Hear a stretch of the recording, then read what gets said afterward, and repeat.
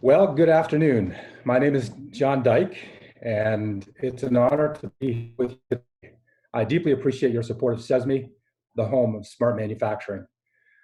I'd prefer to share this keynote with you in person, which is obviously the intent, but I'm glad to have this time with you today, sharing with you a high-level overview of our core focus here at CESMII, our strategies, and how we're making progress against the objectives that were set out for us.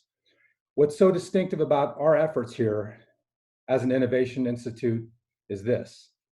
CESMII represents an important opportunity to innovate and research the foundational aspects of smart manufacturing that have the real potential to transform how we do smart manufacturing here in the US.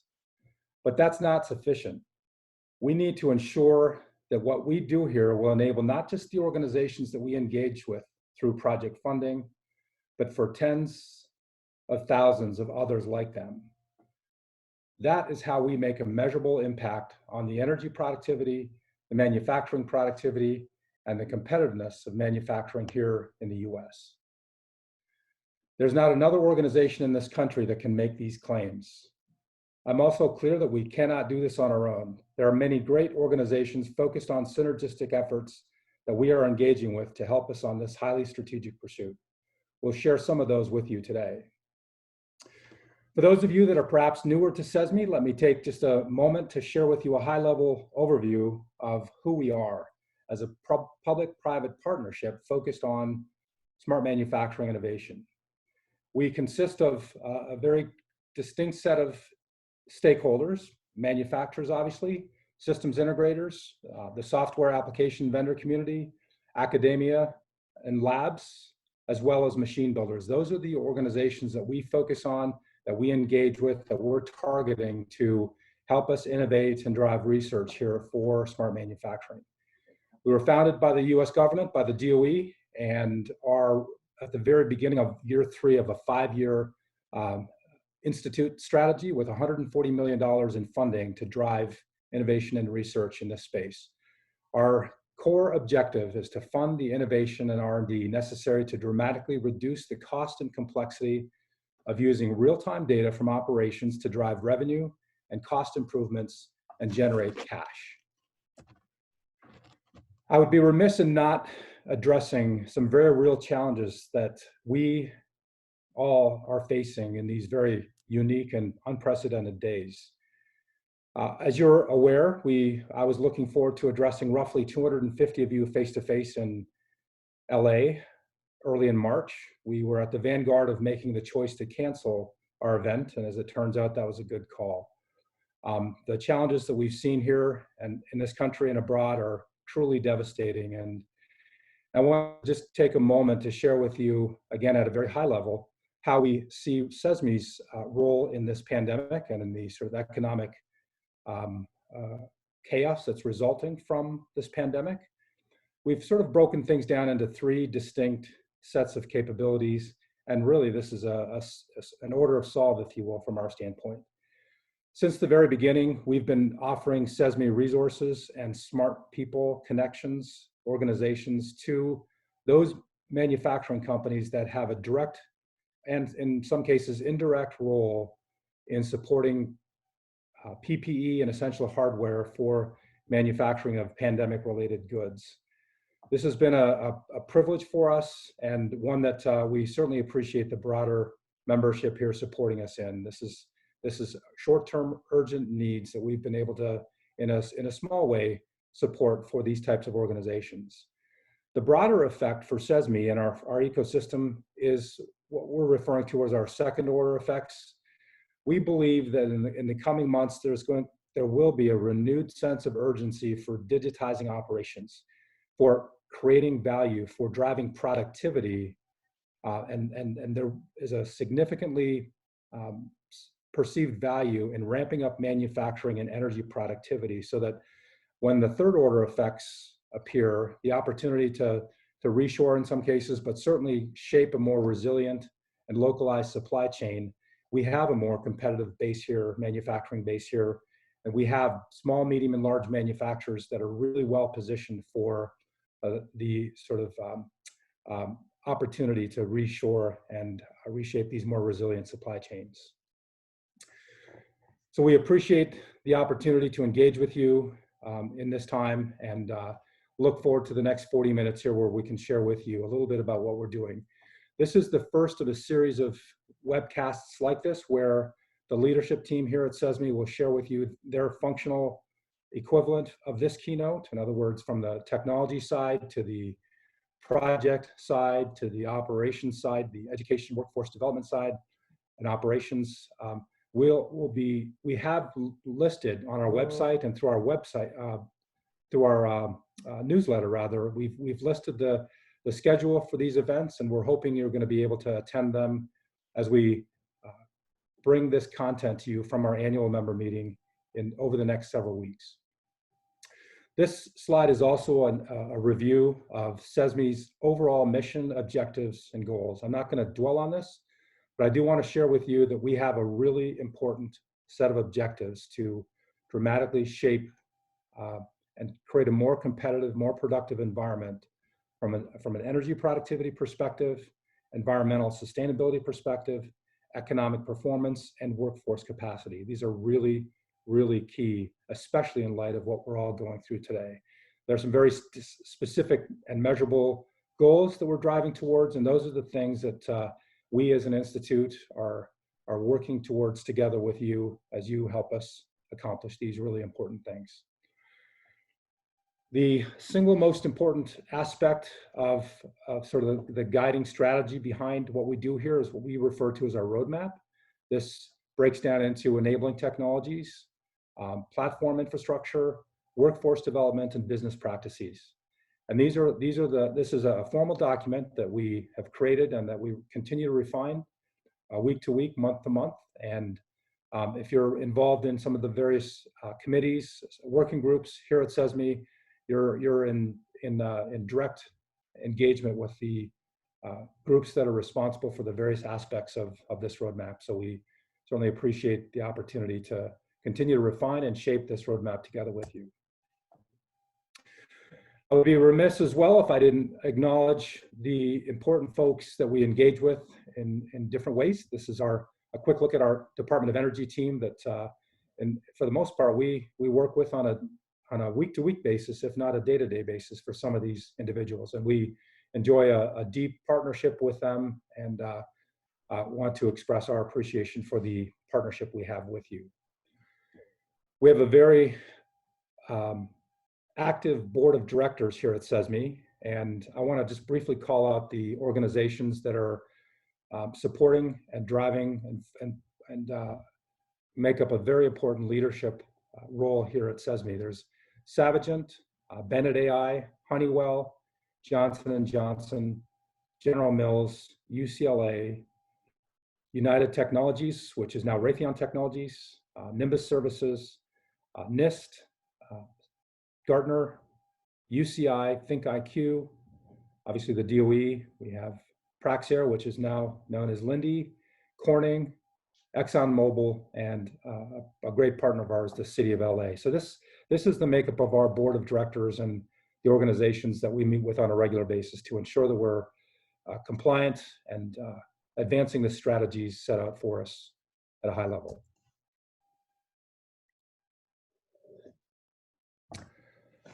As you engage with CESMII, this is the team here that you'll work with on a day-to-day basis.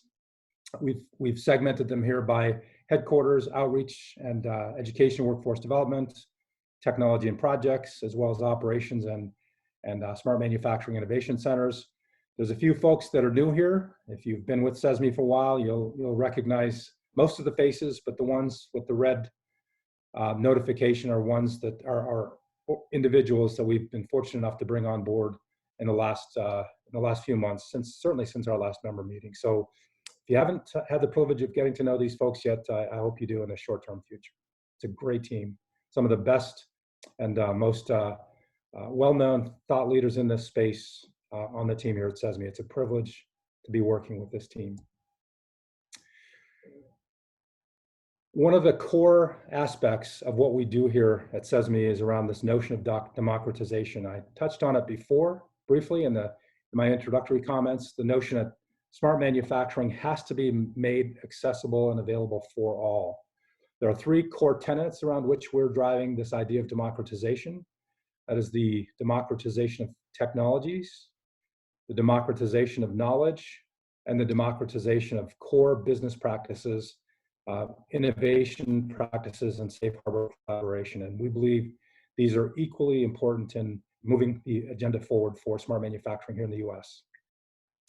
A big part of that is the opportunity and a core value of ours to make sure that we scale down the focus and the engagement, our membership model, the technologies, the training for all manufacturers, not just the Fortune 1000.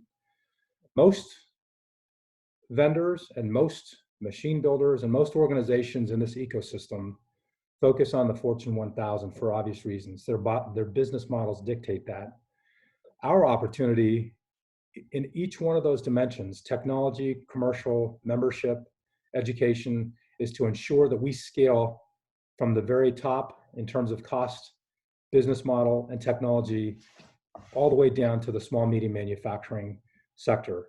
We were thrilled for our annual event in March to have almost 50 small, medium manufacturers RSVP'd to attend. Obviously, that didn't happen, but it demonstrates our growing focus on engaging the small, medium manufacturing community and ensuring that they have an opportunity to see smart manufacturing, digital transformation, technologies, and best practices, work practices deployed in their organizations as well.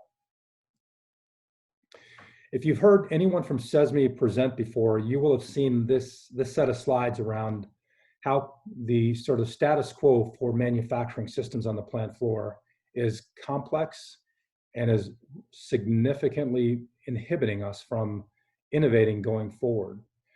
This is important to acknowledge. I can't dwell on that today, but the most important takeaway here is for digital transformation, for smart manufacturing to be adopted at scale, absolutely is going to demand that we collectively figure out how we do things more effectively and do things more in a more de facto standard way going forward. We talk about innovation and the need for innovation. I think that's always going to be the case, but I think it's important to call out a really important dynamic here.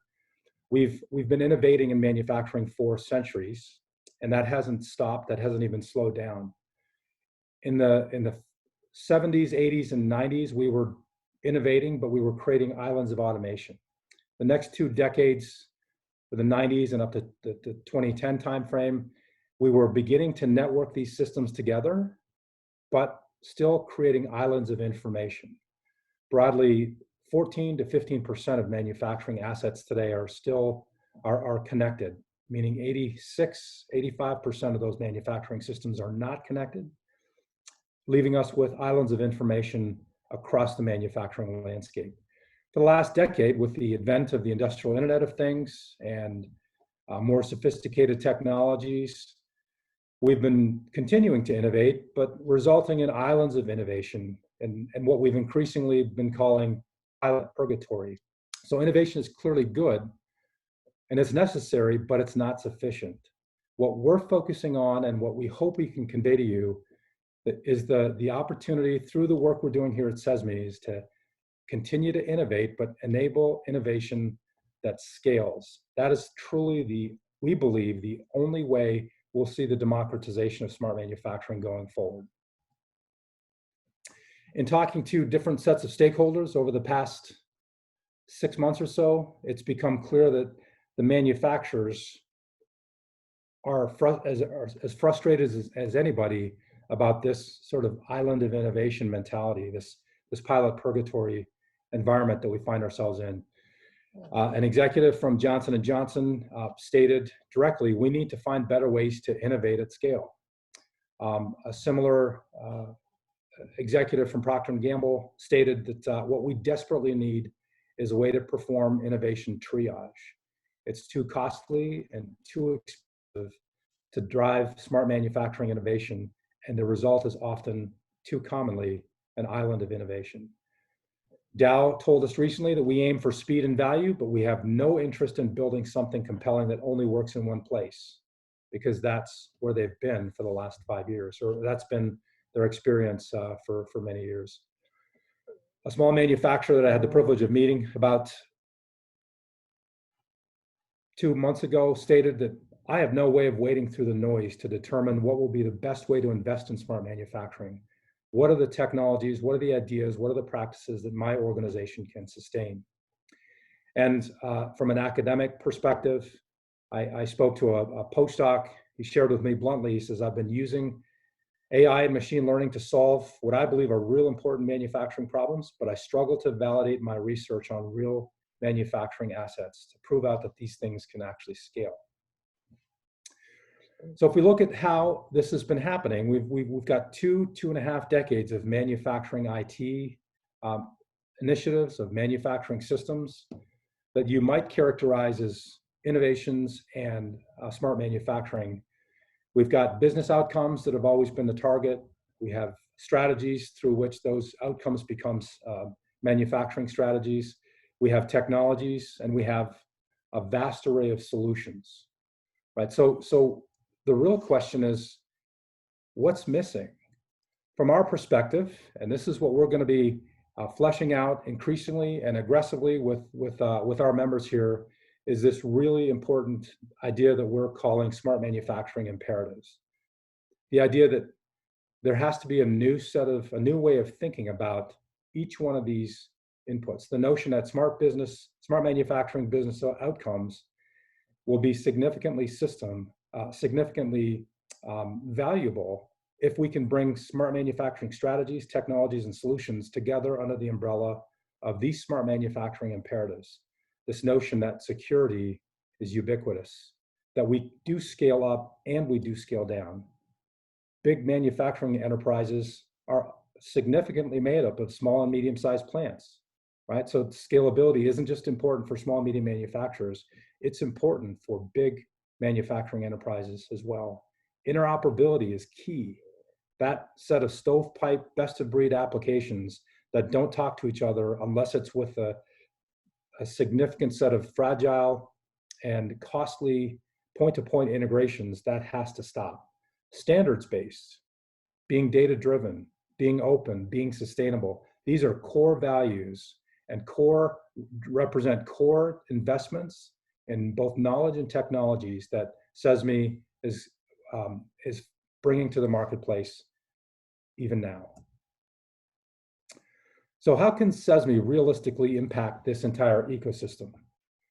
We've identified these 4 areas as focus areas for us. This is what the organization, meaning our staff, our members, our committees, the investments we're making are all pointing at. And the enabling technologies for ASCPMM, standing for Advanced Sensors, Controls, Platforms, and Modeling for Manufacturing, which includes the Smart Manufacturing Innovation Platform, our marketplace, and we'll hear a little bit more about that through my conversation here, but also through subsequent conversations with Haresh and Jonathan.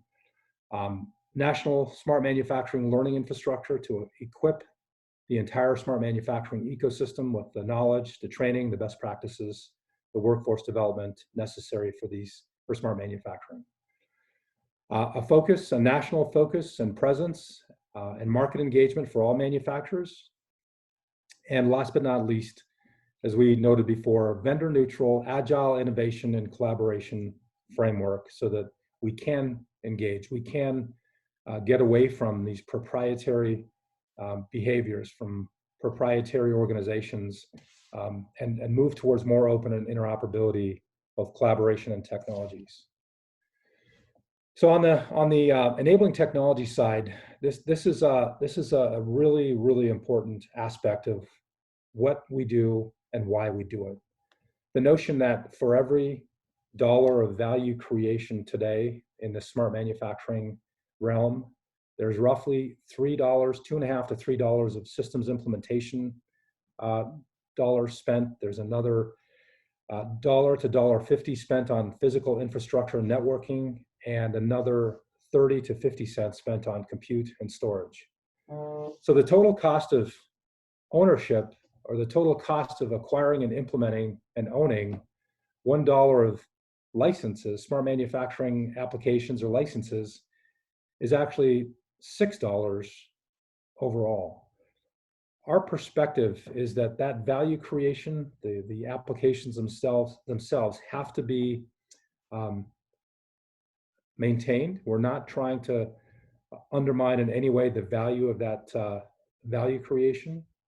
What we're effectively and aggressively focused on is the other aspects, the systems implementation, the physical infrastructure and networking, and compute and storage, and bringing our investment to bear on shrinking that part of this cost lifecycle so that we can truly reduce the cost of deploying and owning smart manufacturing systems so that they can be deployed at scale, that the velocity of adoption of technology will actually take place in this future environment. What's necessary for that? Well, this is a big part of what Haresh and Jonathan on Haresh's team have been focused on. I don't know if you've seen a 1-hour video launched recently, but there's a great effort put forth by our team to document the justification, the thinking behind our platform and profiles, and what that looks like in a real manufacturing setting. But suffice it to say that this innovation platform is, we believe, a vital bit, a thin but vital layer of infrastructure necessary for the creation of a de facto standard for how data is ingested and contextualized for smart manufacturing systems. We believe that the best analogy for that is the Interstate Highway Act of 1956, when the federal government stepped forward and said, we're going to create a framework for and provide investment for how an interstate highway system can be built across the country, connecting municipalities, cities, villages across the country to this network of infrastructure. That same level of infrastructure, we believe, will facilitate an aggressive quantum leap forward in how information can be used to solve vital smart manufacturing challenges. And we plan to do this at a very, very cost-effective level so that we can give this infrastructure to the marketplace for as close to free as possible. This is what we, with a smile, refer to as our marketecture of the innovation platform of the marketplace. The notion that we do have a very simple but compelling way to provide that de facto standard for how information is collected, ingested, contextualized, and made available via an open interface to any application that can be built on top of this platform. We believe this will make every existing software vendor more productive and more competitive, and provide a much more compelling value prop for their software to be deployed in a much more cost-effective way. This is how we drive the velocity of adoption for the software vendor community going forward. The demonstration that I referenced a moment ago, the 55-minute video that I think came out a couple of weeks ago,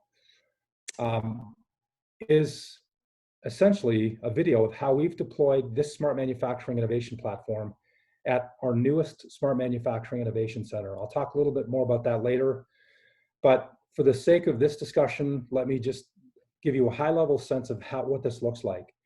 Our friends at North Carolina State University, this Smart Manufacturing Innovation Center, have, among other manufacturing assets, a biotech manufacturing plant.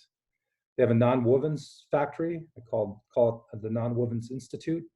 They have a Forest Biomaterials Pulp and Paper Institute, which has a scale paper machine right there on campus. And they have an advanced manufacturing facility. These are significant manufacturing assets. And along with that, they have industry partnerships, consortia for each of those industries, where they engage with those industries, with those partners, to drive research and innovation. What we had the opportunity to do in just a couple of weeks is layer the latest version of our smart manufacturing innovation platform on top of those assets, bring that data to our innovation platform, and then layer a number of great, highly innovative software capabilities on top of that platform through a common API based on GraphQL. We call that the Smart Manufacturing Innovation Platform API. So without going into the actual demo, I'll have a link. You can search for it on YouTube, but there's a link in this presentation as well. The demonstration is a very compelling set of capabilities, all modeled around this a common set of data structures, contextualized data through this API, so that none of these applications is actually going through a hard-coded interface to this data set. It's a very, very powerful demonstration of our capabilities with, in this case, 7 different application vendors accessing the same data through a common open and documented interface. We're excited. This was done in probably 3 to 4 weeks. All of these vendors came together and were able to accomplish what you'll see there in that video. We're excited because we're already having conversations now with other vendors that want to contribute their capabilities to layer on top of this platform for different industries, right? Whether you're an industry, smart manufacturing vendor for a non-wovens industry or for the pharma industry, you can layer on top of this platform, on top of this common infrastructure, and be able to leverage this platform and create value for your clients based on this new innovative infrastructure.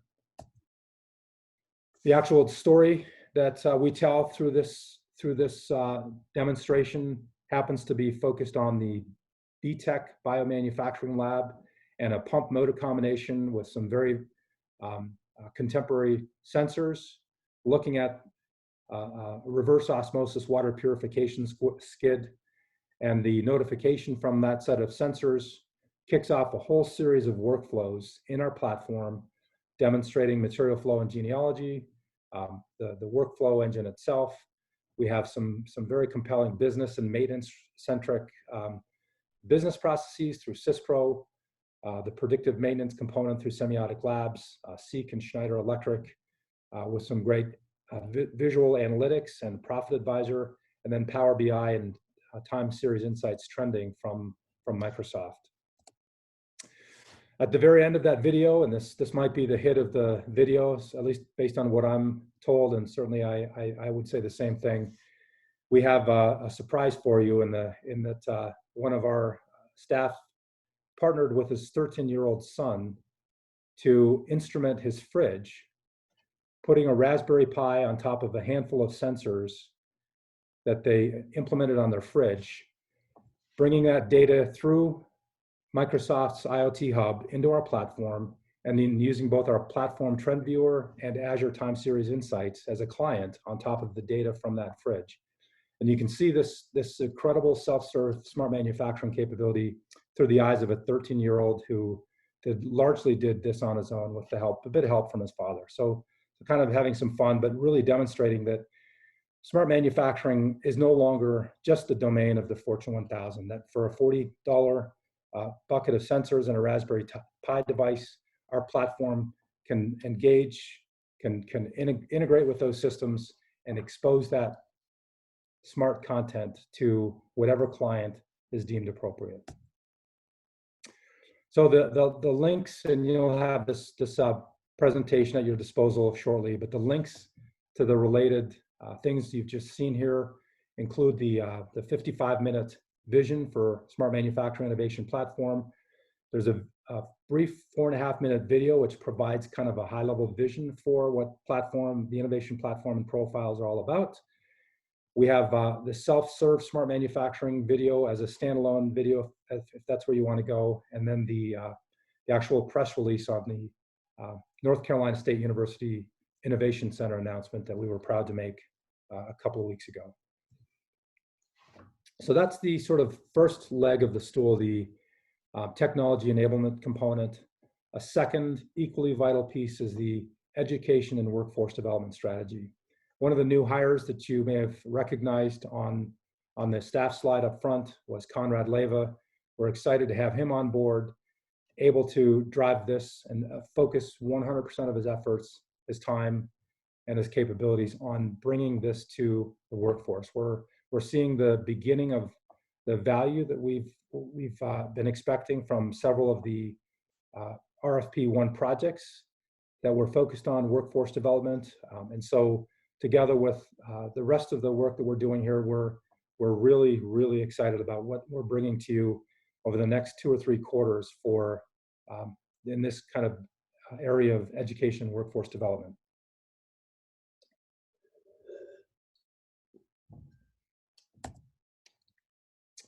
The third leg of this stool was a national presence through what we're now calling Smart Manufacturing Innovation Centers. If you've been on our membership calls, you heard me a couple of weeks ago talk about that evolution from RMCs to Smart Manufacturing Innovation Centers. This is a really exciting evolution of that structure to continue to serve our members more effectively in a much more, we believe, industry and technology savvy way.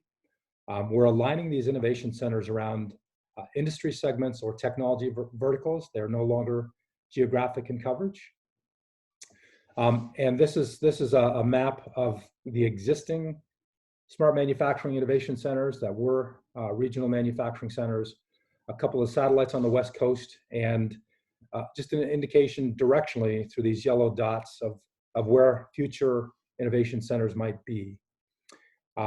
We are shortly going to be opening a call for additional Smart Manufacturing Innovation Center hosts, looking for steel or metals industry-focused innovation centers, robotics, CNC machine tools, small medium manufacturing as an affinity group for an innovation center, the automotive industry, chemical, technology horizontal around AI and machine learning, and possibly 5G. So this isn't exhaustive, but this demonstrates for you how we're moving our regional operations in a more industry-centric way. So that, like we did for North Carolina State University, we'll be able to engage our members in a much more industry verticalized way with pulp and paper there, nonwoven, biomanufacturing, et cetera. And this is just a repeat of one of the other slides to say each of these Smart Manufacturing Innovation Centers will have a similar deployment of this innovation platform on their manufacturing assets. In other words, as we identify an innovation center for the automotive industry, we'll have this platform layered on their automotive centric manufacturing assets and be working with a whole set of vendors, integrators, partners, machine builders around an automotive industry with that flavor, right? So we continue to build this momentum around organizations focused on industry as an affinity group. The other part of our national smart manufacturing presence is national engagement. If you've been seeing CESMII in the press more recently, this is an example of what you've probably seen in the last 3 or 4 months. These are, I won't touch on each of these, but these represent really, really important articles, write-ups of the work that we're doing. We hosted a smart manufacturing conference with the Council on Competitiveness. The link to the smart manufacturing, democratization of smart manufacturing report that came out of that is here, and certainly on our website as well. We were invited, Gene Block, the Chancellor of UCLA, Jim Davis and I were invited together with a few other members that we invited to brief Congress on this really important initiative. And so there's an article on the congressional briefing that we were able to provide at the very end of February on smart manufacturing. If you received the Smart Manufacturing magazine, you saw yours truly on the cover of the April edition of Smart Manufacturing. And actually, if you were noting carefully, the March cover of the Smart Manufacturing magazine also noted CESMII and had a significant article on our strategy and how we're driving smart manufacturing forward for the industry. So these are some of the great opportunities we've had to engage with a national or global press organization I'll point one more out. The 2019 World Manufacturing Forum flew to LA, interviewed us for our perspective on the manufacturing ecosystem here in the US. And we were proud to be heavily quoted and referenced in this really important work, which is really a global look at manufacturing. The most important work we do here at CESMII happens through this notion of project investment, through project funding that we're able to provide to advance the cause of CESMII, to drive these innovative technologies and capabilities forward. We have different categories of projects, and you'll hear all about that from Haresh in a couple of weeks when it's his turn to share his vision for CESMII's both project and technology strategy with you. What I thought I'd do very briefly is provide a high-level overview of the currently active RFP2 waves in motion right now. RFP1 is well in progress.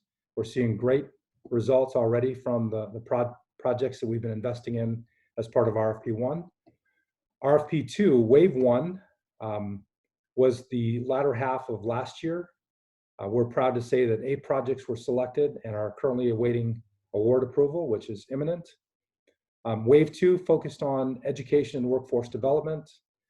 We are currently finalizing the internal review of 11 submitted proposals and are looking forward to seeing many of those materialize into important, really important projects here in the coming weeks.